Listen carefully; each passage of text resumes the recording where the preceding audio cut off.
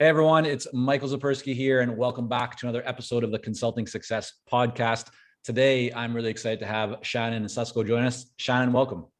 Yeah, thanks. It's great to be here. So you are a CEO and founder of Metronome United, which we'll talk a lot more about. You're also an author, a speaker. You spent the last 25 years leading, selling, advising different high growth companies. And so I'm really excited to have you share some of your experiences and your journey of not only building and then selling your own businesses, but also how you've helped many other leaders and teams to build their own businesses. And you've also developed a methodology, a system, and approach that you've been able to achieve more consistent results with. And that's a big thing. So I want to dig into that so that people can learn maybe some approaches or mindsets or principles from your system. But in addition to that, just the value of and what you've experienced of having a system and how that's helped you to build your business to where it is today. So before we get into all that stuff, let's go back in time. You and I were just kind of chatting before we hit record about your journey and where you're based, which is Whistler, right? One of the most beautiful places in the world, especially right now. I guess summertime, it's also just amazing. But let's go back. Like before you got into building businesses, where you have like 3 degrees or something. So kind of take me back to like your early education. How did you get where you are today? If we kind of just like look at a few chapters of your life. Yeah. So if we take that chapter, it, is went and did a business degree that was, majored accounting and management information systems. It sounds weird at this point because that's just computer science, software engineering and all that, but definitely got a dual degree there. Went out and, worked for a year, learned what I liked, what I didn't like. I knew I liked the mountains, but I did actually real jobs in the mountains after that. And then I went back. I actually went back and I went back to school. I found Whistler, but then I got injured, right? That happens. I ski instructor, ski coach, you get injured, you go back, you're like, what am I going to do now? You go back to school. I went back and did a computer science degree. So I have a computer science degree as well. Why did I do that? And funny thing is I did a Bachelor of Science, Computer Science and Business Admin, right? Because the computer science degree was better recognized than an MIS degree. So great, left there, went out. And funny enough, I was a consultant. I had my own consulting company. I took on very high risk coding contracts for very large organizations. I only did it in the spring and summer and a little bit of the fall. And then I'd ski my winters, right? Yeah, that's why I live in Whistler. And they were high risk, well paying, but I learned a ton of what I'd like to do, what I didn't like to do. And then what part of my thinking was to get bigger, better contracts. Oh, well, I should get my master's in computer science. So I went and did my master's in computer science. And when I got out at that point, I mean, this is a while ago. So it's 1995 when I got out with my master's in computer science, but there weren't many people who had masters in computer science. And then you got basically flown all over, people offering you jobs left, right, and center. But I still loved Whistler. And I had been going back and forth as we were talking across the country, back and forth every semester here and there. And I ended up back in Whistler with a group of 3 others. And we founded my first company, which ended up being a global internet payment processing service. So we built that for 10 years. And you think back to that point, if people are listening, you're like, yeah, whatever, that happens every day. But that was a thing. You didn't go to, the brick and mortar store and process a credit card transaction over the internet. That wasn't a thing. Anyway, that was our vision. We built it. So that's the second chapter of our life. So you go from school to now what? So now we're entrepreneurs and we're making all the mistakes possible in the first 4 years of our business, trying to find a way that we would have a repeatable playbook. We could grow and scale the company, have the life balance of Whistler and get, basically deliver on our promise to our venture back to the VCs. Right. And so that's easier said than done. We all know that. And we just, we had raised a lot of money. And when the wool sort of everything got pulled out, we had still a lot of money. And so our goal was, how do we as a leadership team, we had this global leadership team come to Whistler, if you can imagine, all over the world, top of the top. I'm in my 20s as a CEO, and we're going to figure this out. Not only the business, but the system. And so my first business, we committed as a leadership team, let's find the system. Let's find a way to pull everything together and stop playing like whack-a-mole. Like one thing got going good and we're like, yeah. And then we got this thing over here. And then we got this thing over here. And we're working harder, not smarter. Right. And so we had to find a way.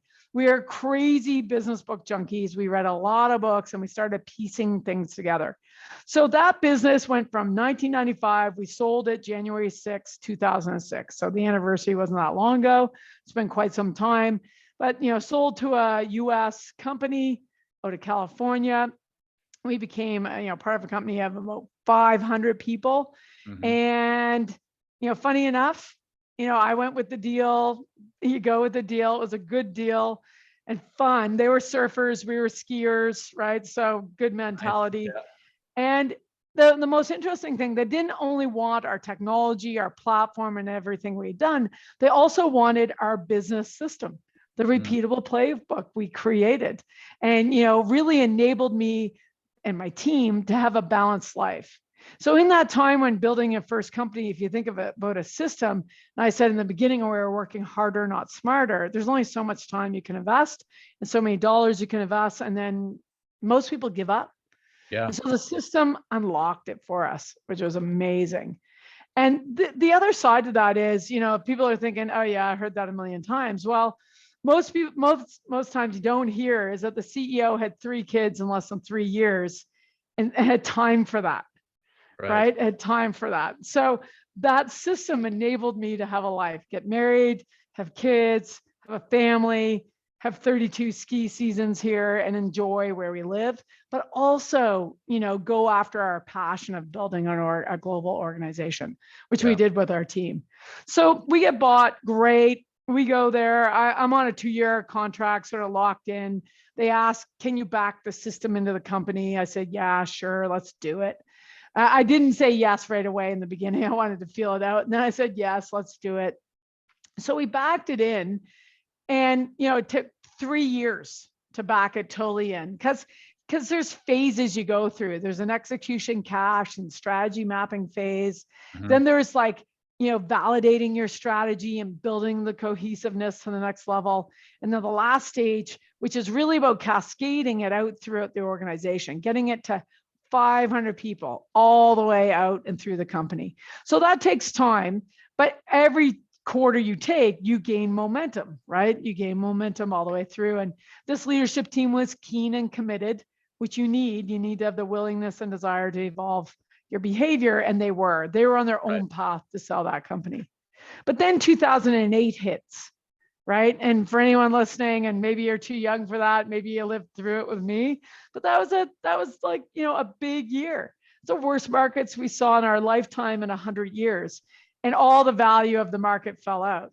So, they sort of put their acquisition plans on hold in 2008. They had high hopes in 2008. And they'd asked me to stay on for 1 more year to help them sell the company.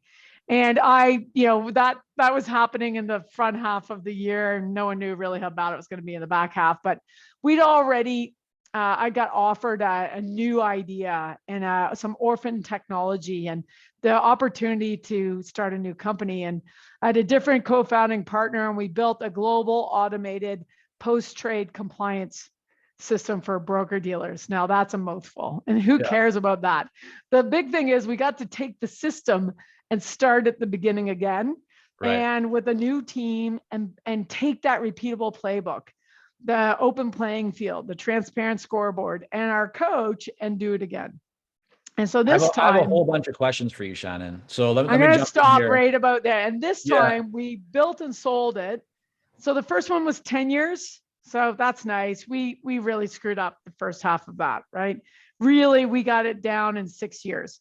The second one, we took this whole system that we know as Metronomics, and we applied it before the doors opened. We did not venture back it. We customer funded it, and we, built and sold it in 12 quarters, right? 12 quarters. We took term sheets. We exponentially knocked it out of the park on value, 60 times top line rev. Wow. And we used the whole system. And I went to the other side of the deal. We're a young company, went to the other side of the deal, $3+ billion company bought us, but they also bought what we had plus the system. Mm-hmm. And again, we backed it in to the division that we joined, which was a new division, had about 1,000 people. And we backed the system in. And then I did my time. I say that lightly, but I did my time. It was 2 years and a bit. And then I said my goodbyes and I retired. So I'll stop there. So it sounds like, I mean, it sounds like you probably had an earnout in both cases. Yeah, no. Okay. So the first time, that's so funny. We did have an earnout in the first case. The second case, because and this is the greatest thing about the system, because as they got to know what we did, and because they actually believed our predictability, because we predicted what we were going to do.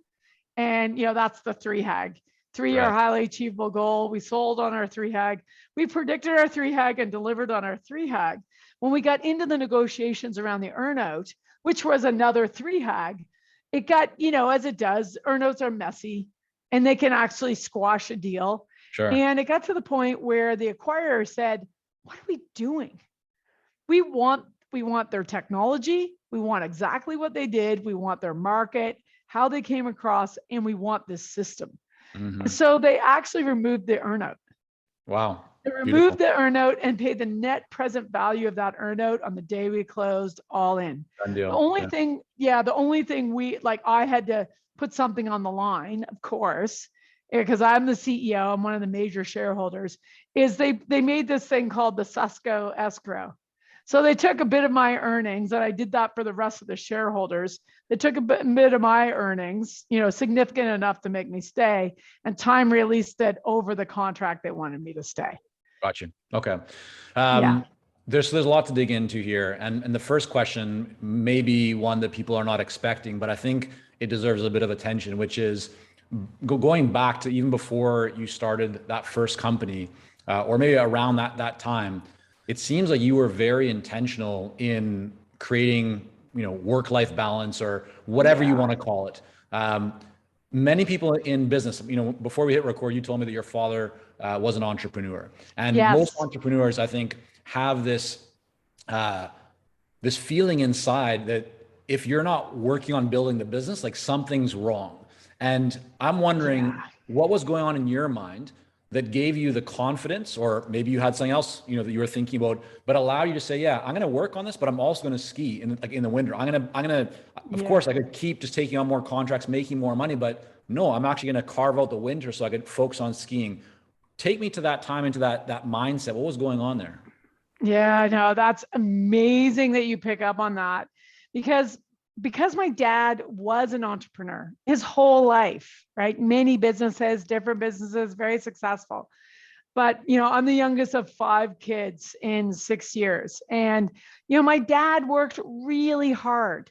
The one thing my dad always said to me, and it's actually in the opening of 3HAG Way, and that book is dedicated to him. He always told me, even, he could see like, high achiever, right? High achiever, school, sports, like go. He'd always say to me, don't forget to stop and smell the roses. Don't forget to stop and smell the roses.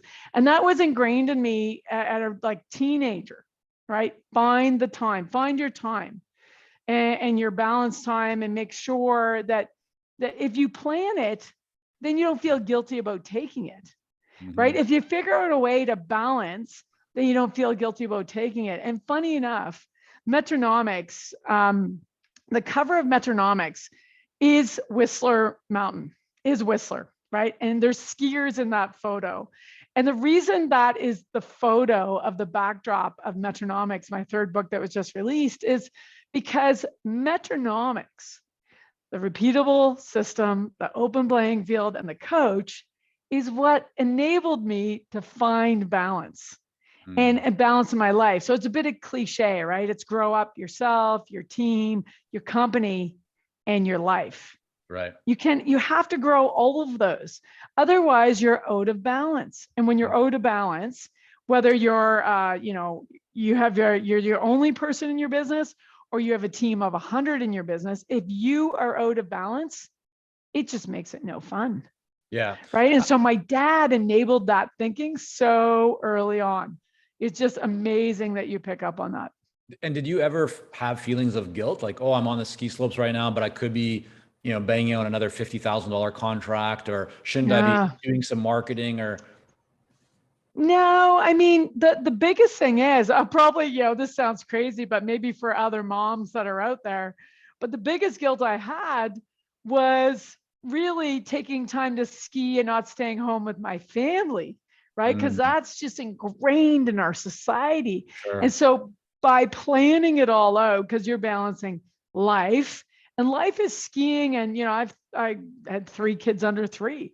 Right. I mean, you don't do that without an incredible husband who stayed home full time to support all of this. Right.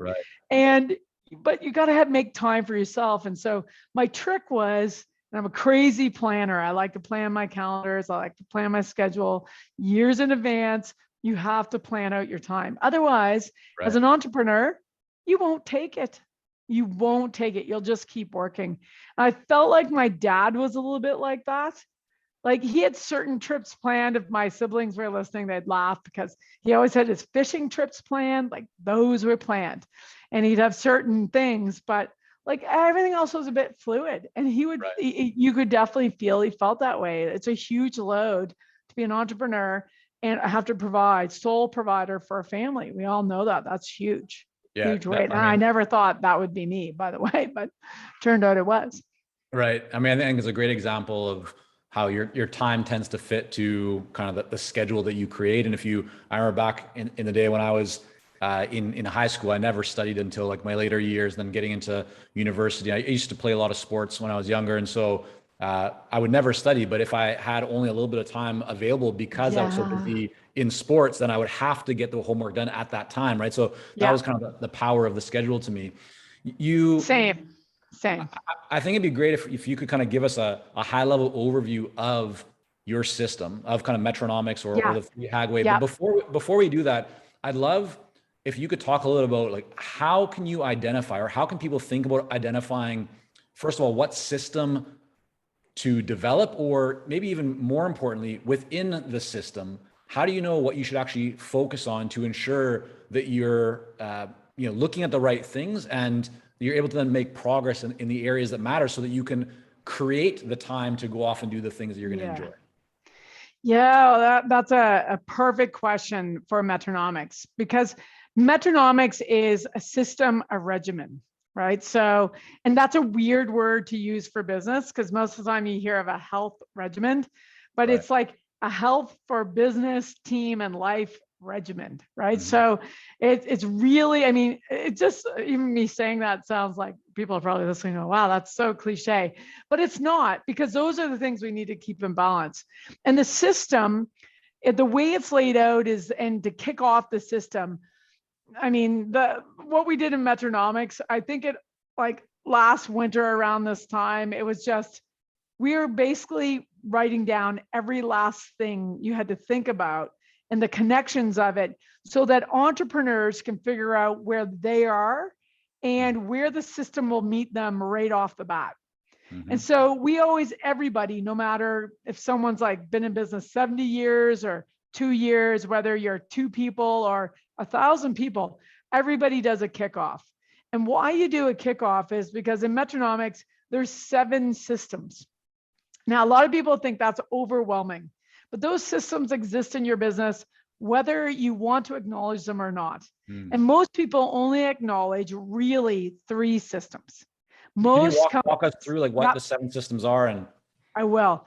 Most companies, and I'll start with the ones most companies will recognize, which is a strategy, right? There's a strategy system, and some might say, well, my strategy is not a system, but you have a strategy. I don't know a business out there that doesn't have a strategy.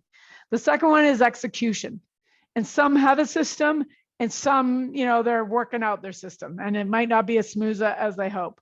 The third one is cash. And some people are going to go, well, we have no cash. I don't really have a system for that. And others will go, well, we do this, lagging, reporting, accounting process. But cash is a system. And those three systems are what we know as the hard edge systems. Everyone relates to those systems. Everybody loves working on those systems. Teams want to spend most time on those systems. The other four systems, and actually before I talk about the other four systems, those three systems really represent your business systems: strategy, execution, and cash. Those are business systems. We learn about them in school, all those things. In the other four systems represent team. And that sounds weird. Of course, we have a team and we have a business, but there's three systems in team, and one that grows up our leaders into coaches. There's the cultural system. So, the behavior you accept, but there's a way to actually do this in a very effective way and time-saving way. There's a cohesive system, not stop and let's go off-site for 2 days. Let's keep the system alive. Let's grow a team that's committed to the business goals, right? And connected to the business goals, that highly trust one another. And then there's the human system, which is a terrible name, but it's a name we made up over 20 years ago. And the human system is the way we get clarity of what's expected of us in the role that we own every day. Right? Sounds pretty simple, but think of it as if I'm on a soccer team and I'm the goalie, I own that role. I own ensuring, goals don't go in the net with the rest of my team, but I got that, right? I'm going to live and die by that. So those are positions and roles. And then the fourth one is like the umbrella. That's the Coach Cascade. And that was a system that, gets introduced later into this framework. And that's where we grow up. We grow up as coaches. Leaders grow into a coach. Not all leaders want to, but leaders can grow into a coach. And then we have to grow coaches throughout the organization. And that's called the Coach Cascade system. And so these systems exist. And if you think of it as a house, the foundation of the house is our culture. The two walls are the cohesive system and the human system. And the top of the house are the leaders, and the rest of the team make up the peak of the house. And then inside the house is strategy, execution, and cash. They all work together, right? And they touch the outside of the house. And if our team isn't strong, right, that's the strong part of the house. If our team isn't up, people will fall out, makes it harder to grow a business and drive your systems. And the Coach Cascade, of course, if we can't scale our leaders, it's hard to grow a business. Shannon, let me ask you just to jump in. I don't mean to interrupt, but I'm really thinking about everyone who's with us right now who might be saying, this does sound like a lot, Shannon. And what if I'm a solo consultant, or there's just 3 of us or 5 of us? If someone was to start thinking through, like their business and what they're doing in a more systematic way, where would you suggest that they start? Like if they're to take away one thing from today to start thinking about, what would you suggest that they look at? I have 2 recommendations. One is, and this sounds self-serving, but I'll explain it in a moment. Just pick up a copy of Metronomics. Read chapter 6, read the intro, read chapter 1. If you like that, if you like what you heard, because this applies to a team of 2, team of 15, right? Team of 100, so on. If you like what you heard, which is going to tell you, here's the outcome. Chapter 6 is called Trust the System. Chapter 1 gives you the intro. The intro in chapter 1 gives you the basis of why it works, right? It's very human. So whether you're 2 people or more, it works. Even if you're 1 person, I want to tell you, I've done it. I started out as a sole coach. It just kept me on track, right? All the things and what still within matter. the system, like for that solo consultant or that very small team, if they were to look at chapter 6, chapter 1, like, let's say they start diving in, and if someone, let's say, didn't have time to do that right now, like just so they can start thinking, what should they be thinking about within the system? Because you said there's 7 different parts. So there's 7 different parts of the system, but they're offered as one. So that was my second thing. My second thing is read chapter 2. Chapter 2 and every chapter 2, 3, 4, 5 are prescriptive. It's mapped out for every 90 days for the next 3 years. It gives you what you should do no matter what size. And the chapter 2 is called the kickoff. It's a 2-day kickoff.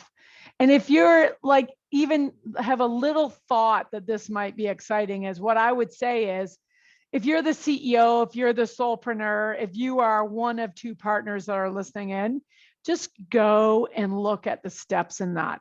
Some of the questions you've answered, like what's the core purpose? Like, why do we do this? Right? Some of those are in there. But some of the key parts to that, within that kickoff, you're going to actually gut out your 10 to 30 year goal. Okay. Most people don't do that for a human reason.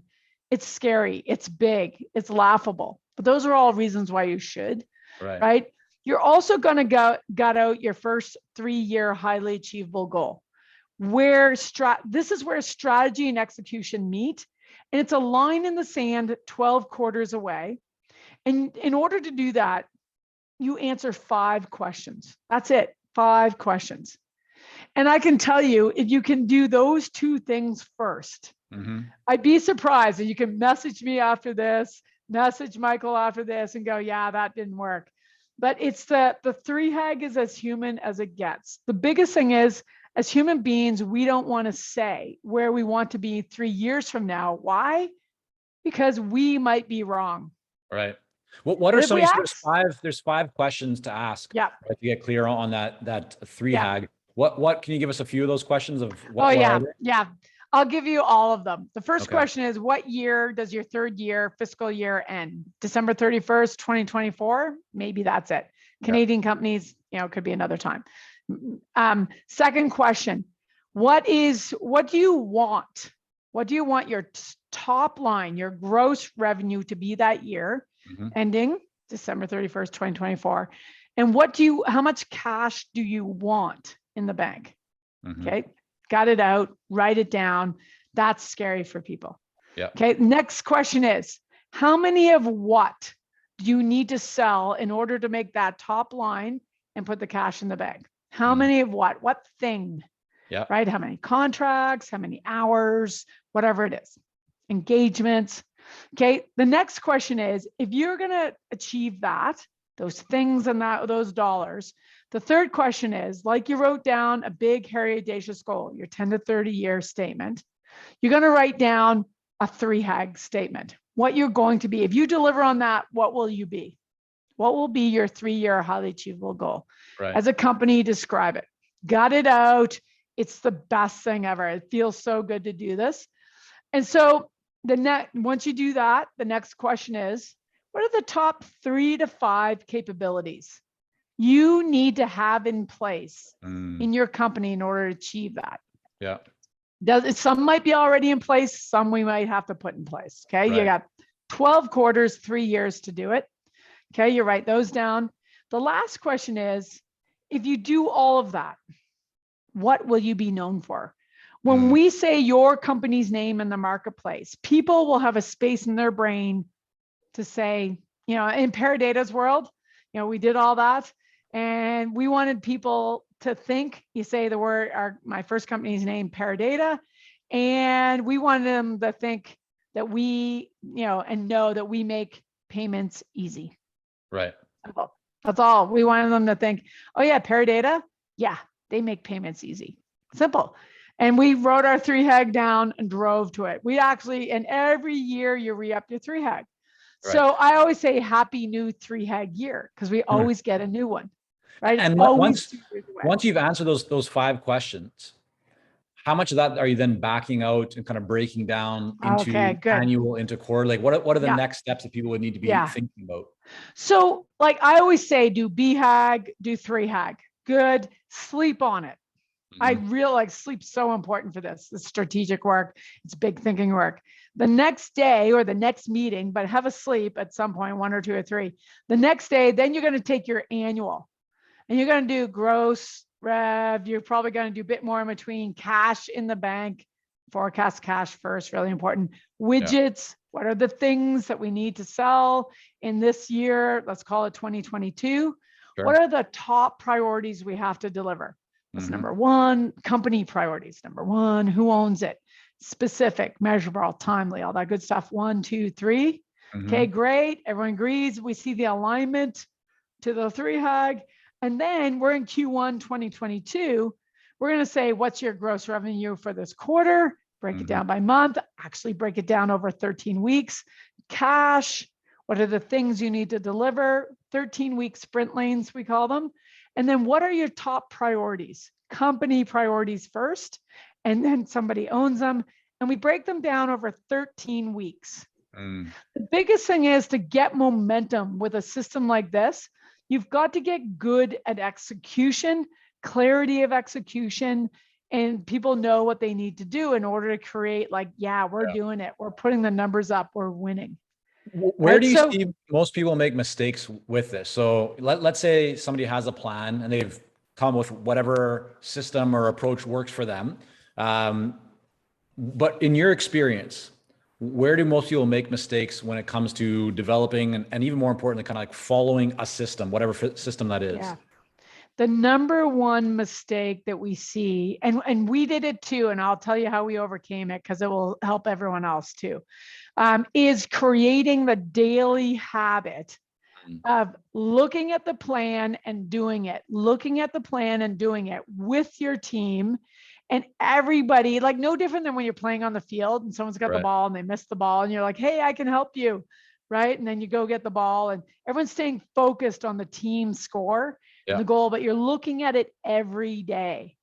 And we know that, habits are created, behavioral habits are created, behavioral accountability is created, right? It's not, you're not born with it, you create it.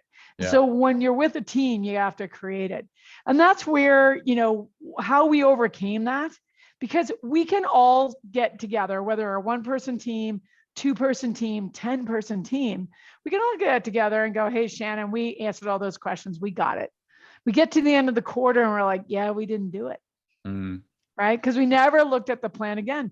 We put it on the shelf. Yeah. So in order to create the habits, we did a couple things. The first thing is from Rockefeller Habits back in the day, book Vern Harnish wrote, but we met him even before that. And he shared with us the one habit, that connect meeting every day, right? And the whole organization connects. And the only focus is on the plan. And not only the execution plan, but, if we just mapped out QHAG, what we call a quarterly plan, a 1HAG, our annual, a 3HAG, and a BHAG, they have to stay aligned. So we're looking at it every day. It's a 15-minute meeting. It's a standing agenda. It saved me when I talked about earlier, when I was working hard, not smart, I'm working like 90, 100-hour weeks. Right. That one meeting with a plan like we just described, the very first time, within the very first 30 days of doing that with my team, saved me 40 hours a week. So 100-hour week, if you're feeling that right now, just think about taking 40 why hours is that? Is out. that because people are not necessarily clear on what to focus on, so they end up doing a lot of just busy work, but not necessarily the essential work? Yeah. Well, yeah. So the biggest thing is focus. It keeps your focus every day. That's why I say if you're one person, have a huddle with your dog, your cat, yourself, your screen, whatever. Look at it every day. Create a habit to log in every day. And then the other piece of it is just that communication with your team. Like when you're on the soccer field, so easy to communicate to the goalie. You just yell. You yell to the striker, whatever it is, right? Great, got it. In business, especially in our virtual world, it's pretty hard to yell across the office because there's no one there with you at home anymore, right? So this ensures you connect. And we did this well before a pandemic or anything like that. But it just, we are a global company. So I couldn't yell across the office to my head of business development who was in Europe. I couldn't. We had to make a point of getting together, and that how fast we solved problems. It's all the stacks and the questions and things that were going red, like as if we were playing every day together. We actually just could like solve them quickly together. And if we couldn't solve them in that meeting, we'd make a meeting for later in the day for us all to get together to brainstorm. It sounds crazy, and most people, I will not work with any client if they don't huddle every day. Right. Because it's a secret to success. We're there to evolve behavior, right? And disciplines. This is a discipline that you got to take to a fanatical level, is look at your plan every day. And when you plan a field, you have 90 minutes or whatever for a soccer game, you have 4 quarters for a basketball game, football game. That's all the time you have. You got to stay focused.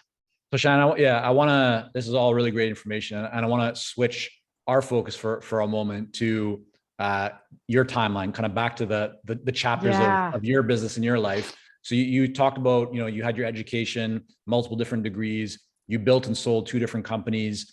And then if we kind of fast forward to more recent time, Yeah. you developed the Metronomics and the whole Metronome kind of United playbook and frameworks and systems. Yeah. When you decided to go back out and essentially start marketing and getting back into business, how did you get your first few clients? How did you take this body of knowledge and expertise that you had developed in the system, this framework, and start to actually have people get excited about it to the point where they wanted to hire you to help them?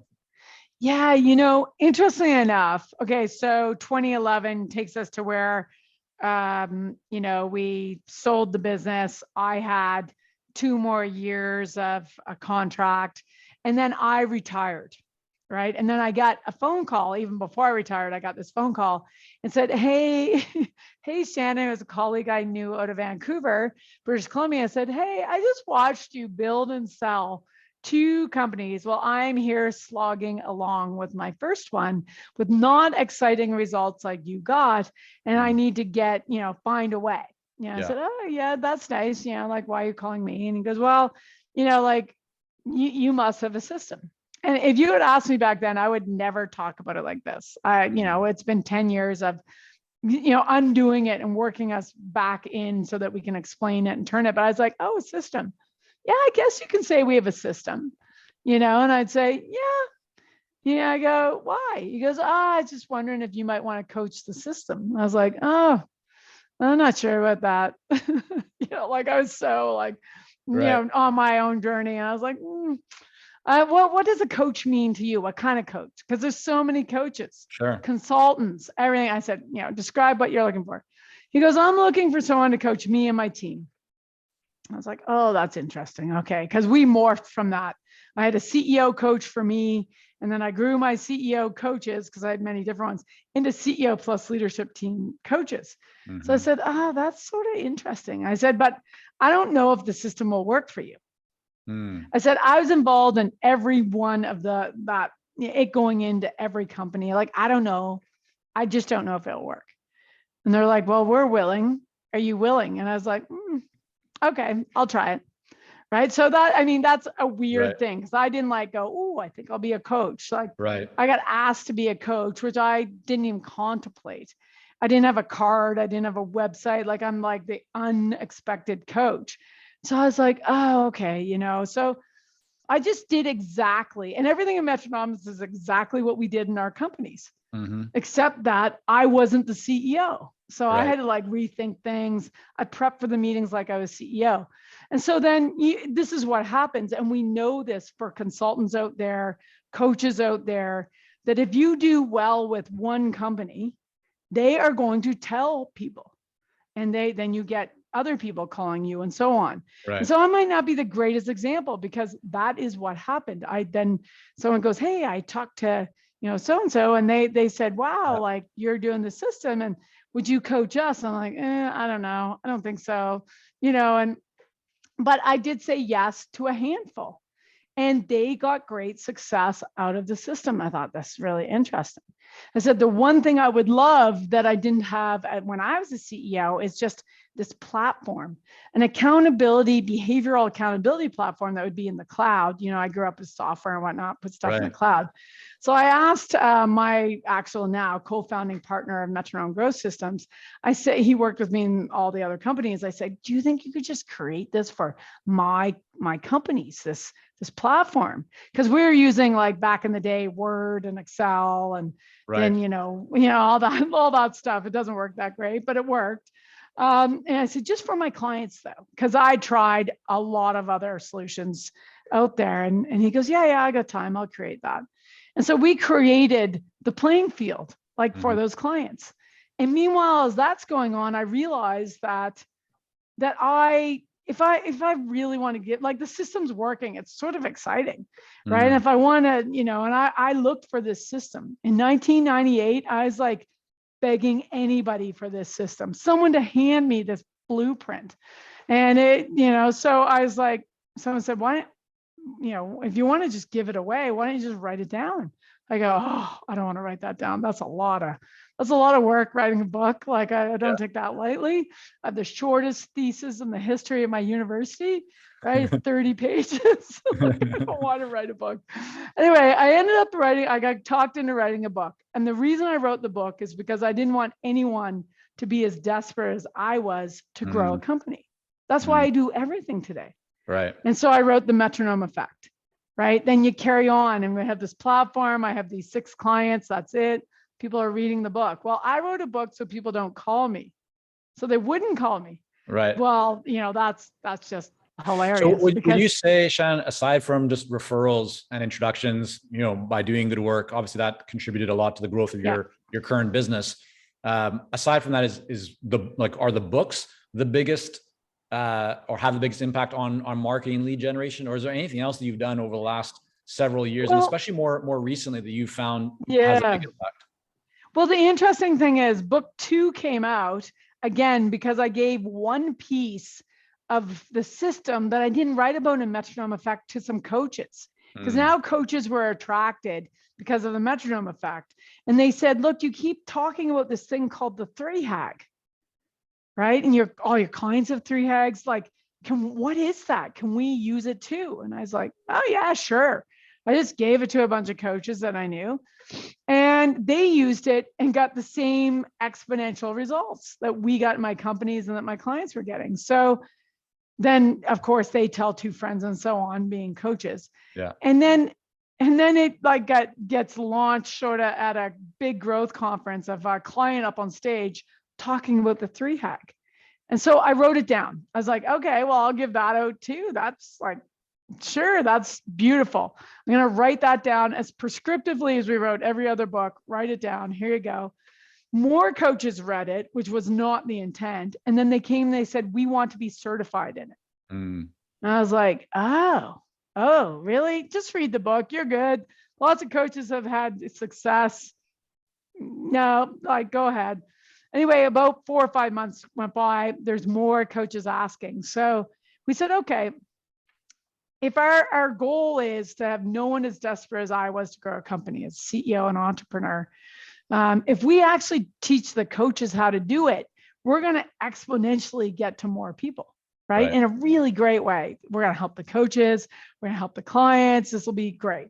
So we said, it fits with our core purpose. Let's do it. So then we trained coaches.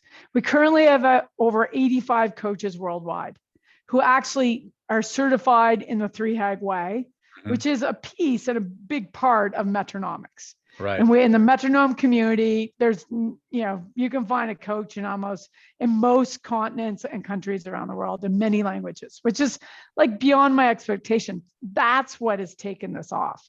It's been the coaches taking it out. I mean, for me as a coach, I still have 6 clients. One of those clients I've had for 10 years.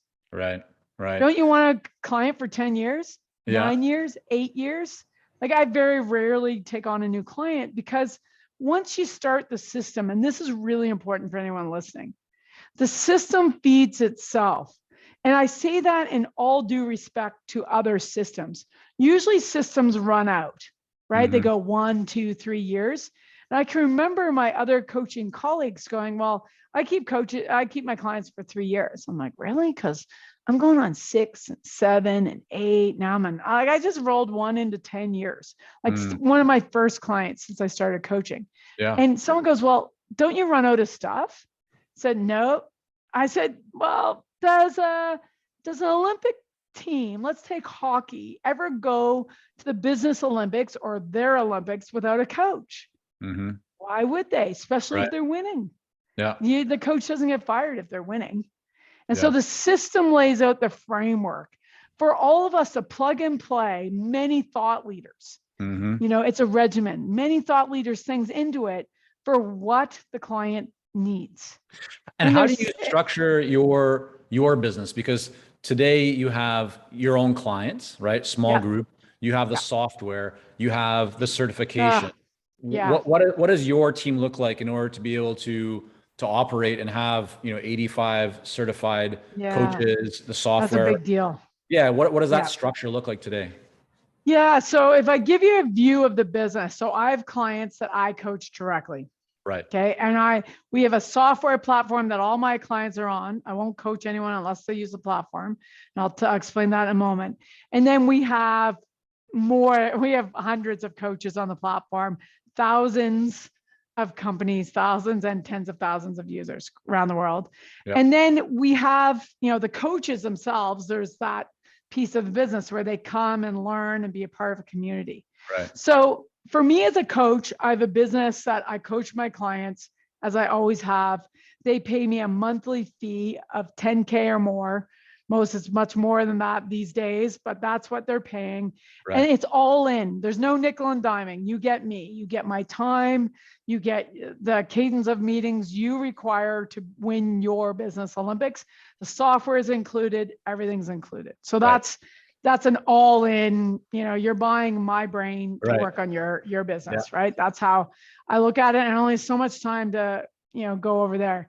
Then the software business is its own business. My co-founding partner, they drive that business. We have a full team. Our background is building platforms. So very natural. How big is that team? How many people are on that team right now? Is about 9-10 people. Okay. Right. So that's a nice sized team. And they're like, that's support and dev and all the things that you can think of, and training and everything. And then the coaching business, there's another 4 people over there, right? To take care of the coaches. We're known for, and all of our businesses, we're always known for support, right? That 24/7 when you need it, like support. You're not going to get some answering machine or a chat or whatever. You're going to get us and a human, and we're going to help you. So that's in the coaching world. We're going to train. We're going to learn from each other. There's community. Software world is no different. And then my clients, no different, right? Everything's built up on how we support, those coaches and their clients. Right. And how do you structure your day? Like, walk me through, because obviously you have a lot going on, and it's very clear that you still, want to prioritize, whether it's family time, on the slopes and mountain. So what does your kind of typical day look like? And how do you make sure that you're focusing then on the right things, given that you have multiple different kind of businesses, even though they're connected, but you have to, look at each of these. So how do you kind of look at that? What does your typical day look like? It's a perfect question, because I have been for over 20 years using a personal one-page plan. 10 years, 3 years, 1 year, every 90 days. That's just for me, my family, get ourselves where we're going. Every year, I actually block out 2 years out of my time first. My family time, that's always blocked in. And so is that like holidays, vacations? Kind of give me a sense everything. Like everything. Every weekend?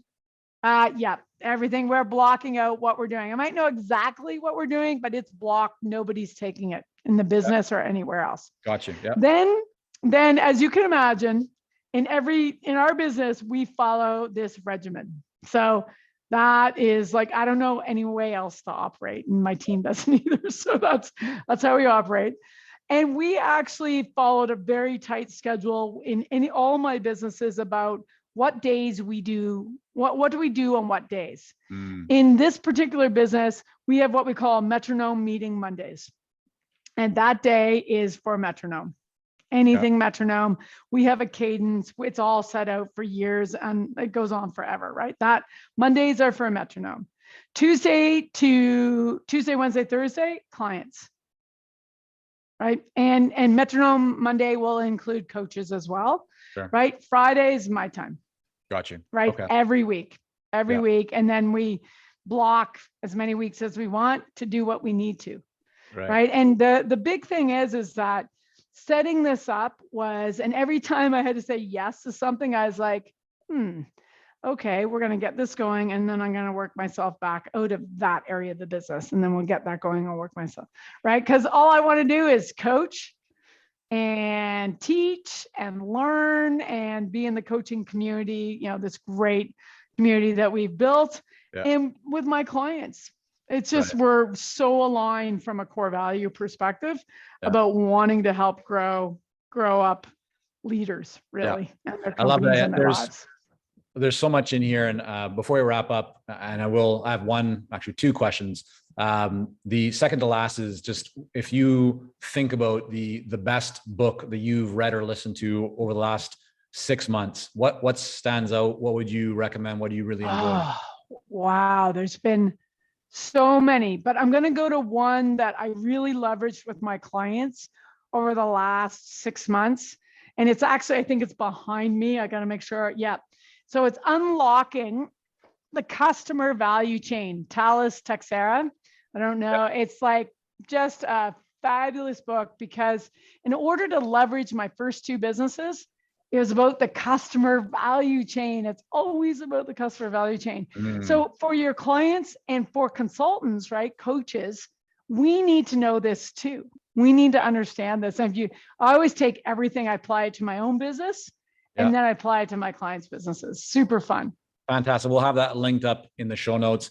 And then the final question, Shannon, but no less important, for those that want to learn more about you and your work and your books and all that good stuff, what's the one website they should go to?